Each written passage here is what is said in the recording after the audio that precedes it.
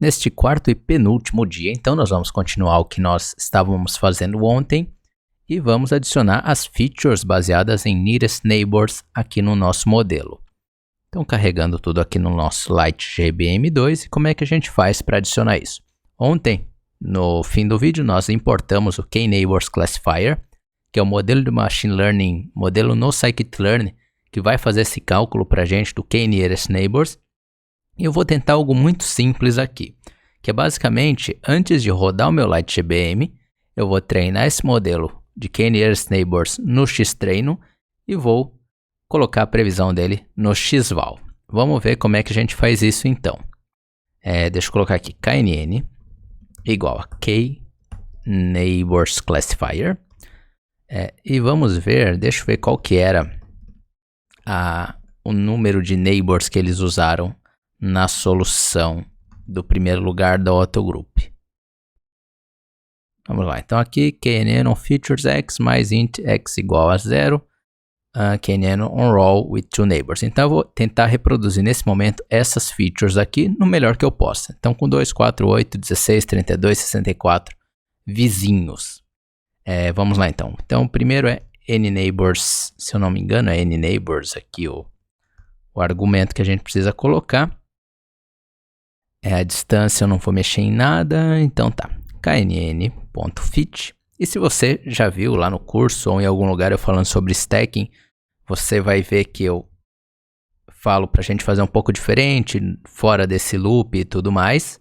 Ou então, fazer de uma forma diferente, não vou entrar nesse, não quero deixar também muito complexo isso aqui. Mas aqui eu estou pegando uma abordagem diferente do que seria o stacking. Pode ser que com o stacking, se você sabe o que é, ele fique melhor. Mas nesse momento, como eu quero uma coisa rápida para testar, ver se funciona, se ajuda, eu vou fazer tudo aqui dentro usando o Xtreino e esse Xval. Então vamos lá, depois que eu fiz o fit, aliás eu já posso usar o fit predict. Não, para ficar mais fácil vamos usar fit e predict. Então eu vou adicionar aqui xtr knn2, que é o que a gente está treinando. Eu vou colocar aqui knn.predict proba. Só que isso aqui não vai funcionar. Deixa eu ver aqui. knn on row with two neighbors. Vamos testar, colocar primeiro o predict sem o proba. Então, ele basicamente vai dizer de qual classe, a qual classe esse exemplo deve pertencer. Tá? Ele não vai dar as probabilidades de pertencer a cada classe. Às vezes você usar a probabilidade funciona melhor. Às vezes usar a classe direto funciona melhor. Depende do quanto de ruído você tem nos dados. Só testando mesmo para saber. Num primeiro momento, mais uma vez, por uma questão de simplificação, eu vou usar diretamente aqui o xtr. Vou usar o método predict. Então, predict xtr. E no Xval, logicamente, a gente não vai treinar no Xval. A gente vai colocar aqui knn.predict Xval. A gente poderia ter usado o fit predict, mas aqui eu preferi usar separado só para ficar mais claro o código, porque é para um vídeo no YouTube. Legal, então aqui a gente vai ter, deixa eu fazer o print do xtr, shape e tudo mais antes e depois da nossa modificação. E eu vou fazer um break nesse for loop logo agora, para a gente poder ver o que está acontecendo. Então, 13375, bababá, aí ele vai fazer o treinamento. Então, nós temos 75 colunas antes de adicionar a coluna do Nearest Neighbors. Vamos ver, a gente precisa ter 76 colunas depois de adicionar o Nearest Neighbor. E é normal ele dar uma demoradinha, porque ele está basicamente comparando tudo com tudo aqui nos exemplos que a gente está usando para treinar. Enquanto isso, eu vou dar uma olhada aqui na documentação lá no Scikit-learn do K-Neighbors Classifier para ver quais são os parâmetros. Então, eu tenho aqui o número de vizinhos. No caso, ele vai pegar, por padrão, ele pega 5, né? A gente colocou 2, então ele vai pegar os 2 vizinhos mais próximos, 2 exemplos mais similares, calculando uma distância euclidiana, se não me engano, exatamente aqui por padrão. Ele vai escolher o algoritmo interno aí para fazer essa busca de acordo com o que ele achar que vai ser mais rápido. Aliás, eu vou dar um pause aqui só para colocar o njobs. njobs igual a 6 para a gente poder usar todos os núcleos. Como você vê, eu não tenho muita paciência para esperar esses algoritmos rodarem. Isso é um defeito, não siga isso. Se você tiver isso é um defeito, não faça isso nas suas, nos seus projetos. E ele está demorando muito para rodar, então nós vamos pausar tudo aqui. E eu vou tentar algumas estratégias. Para fazer isso aqui ser mais rápido. Primeira estratégia, eu vou mudar a métrica para cosseno. Deixa eu ver aqui, metric equal cosine. E o algoritmo eu vou mudar para brute. Por quê? Porque ele não vai tentar otimizar no back-end como ele faz o cálculo de similaridade. Ele vai tentar diretamente comparar tudo com tudo. E às vezes isso acaba sendo mais rápido, sei lá por que razão. Então vamos ver se isso funciona. Então o que eu mudei? Coloquei a métrica como cosseno, distância de cosseno, ou similaridade do cosseno, aí depende se você vai usar 1 menos a distância ou não. E o algoritmo força bruta, então ele vai literalmente calcular a distância entre todos os itens da matriz, aí acho que é n ao quadrado, sei lá. Não sei exatamente, não lembro exatamente qual é a complexidade do algoritmo. Vamos ver se agora ele roda. Se isso não funcionar, ele está rodando lá, então se isso não funcionar, o que eu vou fazer? Vou tentar reduzir o número de features, vou fazer uma feature selection univariável mesmo, então vou selecionar apenas, sei lá, 10, 20 features, vou ver o quanto que ele consegue rodar, e eu vou rodar o nearest neighbor só sobre essa seleção de features. Eu vou usar esse objeto aqui, select kbest, do scikit-learn, que ele vai selecionar de acordo com uma métrica que a gente passa, o fclassif aqui, se eu não me engano, o fvalue da análise de variância, né, a nova. E aí ele vai selecionar quais são as melhores features baseadas nisso, no treino, logicamente, e aí eu vou tentar treinar o nearest neighbors usando apenas essas features que foram selecionadas. Vou esperar mais 2 minutinhos e vamos ver se ele roda. Parece que ele não vai rodar mesmo, tá aqui travadão, né? Então vamos fazer o seguinte, vamos eliminar tudo isso aqui que eu testei, de métrica, cosseno e tudo mais, e vamos criar from sklearn.featureSelection, tá escrito ali em cima, por isso que eu lembro, import select kbest. E como é que você faz para usar isso aqui? A gente vem aqui, vai criar o selector, né, um objeto, select kbest. Ele leva um argumento aqui que é o número de features que você quer que ele selecione. Então eu vou colocar k igual a 10, que eu quero que ele selecione as 10 melhores. Ele tem 75 features, né, por padrão. E aí eu vou colocar aqui selector.fit. Novamente, em tese eu deveria fazer isso de outra maneira, porque daria um resultado melhor, mas também tem um outro tipo de overfitting que pode acontecer, que acaba tendo vazamento de dados se eu fizer dessa outra maneira, e aí eu preciso validar mandando lá para o Kaggle. Então, por enquanto, eu quero testar isso aqui porque eu sou favorável e te recomendo também que você sempre tente a solução mais simples primeiro, a solução mais fácil, mais rápida primeiro, e depois você vai melhorando, porque se nem a solução errada, entre aspas, estiver funcionando, a solução certa provavelmente não vai funcionar também, porque ela vai acabar tendo mais rigor.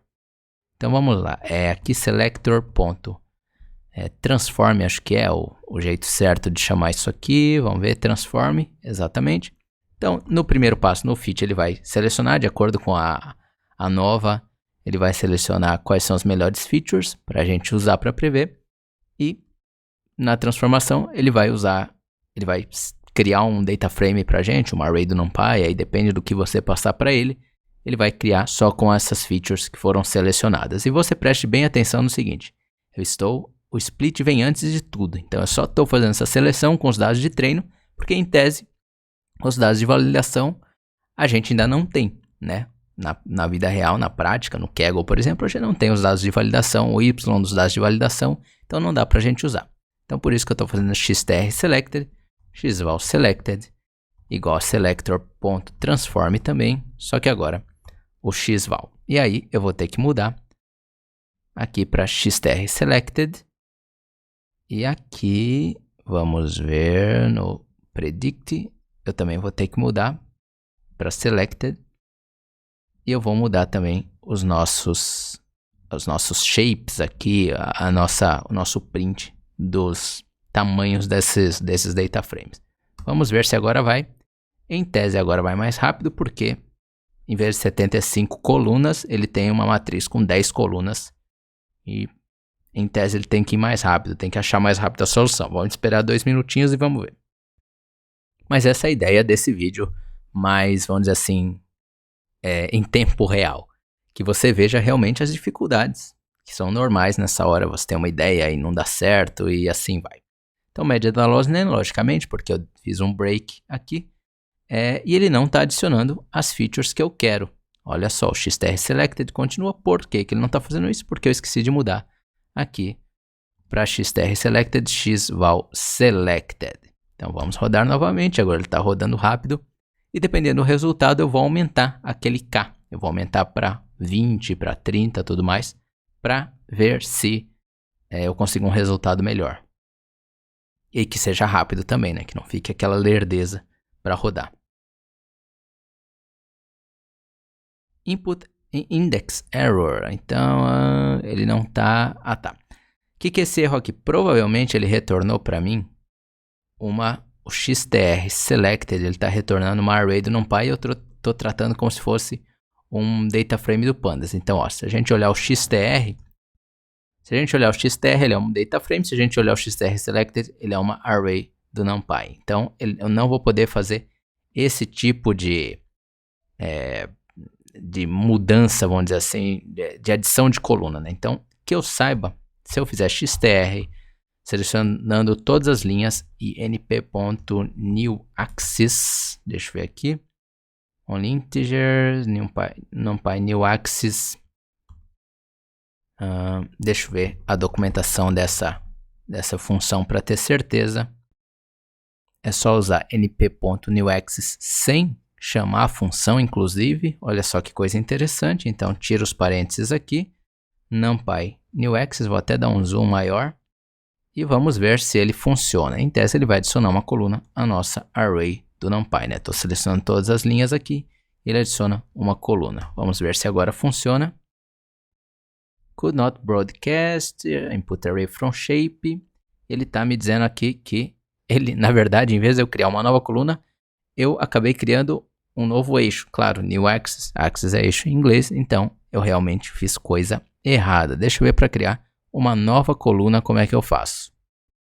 Como que a gente faz quando a gente está com uma dúvida dessa? A gente digita no Google new column numa NumPy array e aí a gente vai ou no Stack Overflow, a gente vai em algum desses sites. Esse primeiro não entrou direito. Novamente a furadeira. Ele recomenda para a gente o hstack, o método hstack, mas eu acho que tem uma forma mais fácil de fazer isso que não precisa do hstack. Vamos ver. E olha só, alguém inclusive veio aqui nessa questão e Alguém veio aqui nessa questão e comparou a velocidade de várias funções que tem no NumPy para fazer essa concatenação, né, para criar essa nova coluna da array. Antes de tentar uma dessas, eu quero tentar só uma coisa aqui. Deixa eu ver aqui se eu usar none. Aqui se ele vai funcionar. Afinal, a gente está aqui para aprender várias maneiras de resolver um problema. E não funcionou. Então, eu vou fazer o seguinte. Aliás, agora eu estou preocupado de eu ter transformado a array inicial em uma array toda diferente, mas eu acho que eu não fiz isso.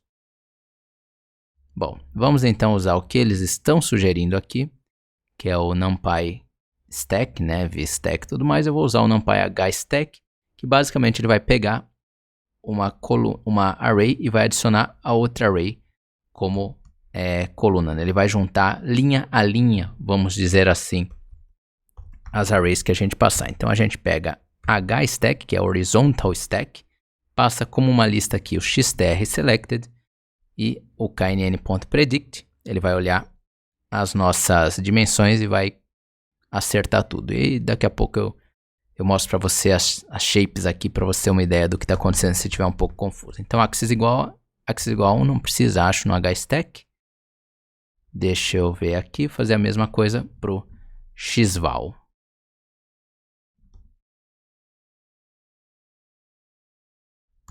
Vamos ver, e com 2 iguais ele não vai funcionar. Vamos ver agora. Você vê por que eu falo que a coisa tem que ser rápida? Porque imagine que eu tivesse esperado 1 hora para rodar o k-nearest neighbors com as 75 colunas para ele me dar um erro. E aí eu tinha que esperar mais outra hora para ele me dar outro erro. Então a coisa tem que andar rápido. E logicamente ele me deu um outro erro. Array at index 0 has 2 dimensions and array at index 1 has 1 dimension. Deixa eu ver aqui, o knn.predict, deixa eu ver qual é a dimensão da array que ele retorna pra gente. Então essa aqui, que a gente está tentando juntar, tem 1, 3, 3, não sei o que lá, por 10. E essa aqui, vamos ver, a que ele retorna pra gente tem 1, 3, 3, 3, 3, 0. Então o que ele está reclamando aqui é que não tem nada depois dessa vírgula aqui, né? Ele tem uma dimensão só. Então o que a gente precisa fazer é, só por uma questão computacional, aqui não é nem uma questão matemática, a gente precisa dizer que ele tem uma dimensão explicitamente, tá? Então, apesar dele saber aqui que tem uma dimensão só, para juntar a gente precisa dizer, não, é vírgula 1 aqui, para você ter certeza, porque computador é um negócio complicado. Então, o que a gente faz nesse caso? A gente pode usar o método reshape, e o método reshape a gente vai falar, o primeiro eixo, né, o eixo das linhas lá, você deixa -1, então você usa o mesmo valor que já está, e aqui você coloca dimensão 1. Se eu fizer isso nesta array aqui, e eu de forma muito, muito inteligente não salvei ela numa array, numa variável, para não ter que computar de novo, né, então já viu. Então, vamos lá, ponto reshape -1, então o número de linhas, ele vai conservar esse valor, 133.000, não sei o que lá, e aí ele vai simplesmente adicionar o valor 1, a próxima dimensão. Vamos ver se isso aqui vai funcionar mesmo. Sem surpresa, como eu te falei, agora a gente tem esse vírgula 1 aqui, ele deve funcionar o hstack.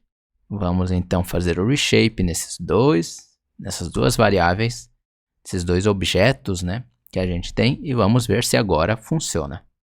Fora que pode ser que a gente faça tudo isso e não funcione em termos de erro, né, não reduza log loss. Mas vamos torcer para funcionar. É por isso que 80%, 90% do nosso trabalho é manipulando dados. Então, beleza. Aqui, e pode ignorar esse warning aqui, não tem nada de problema. É porque a gente não está deixando o código rodar até o fim.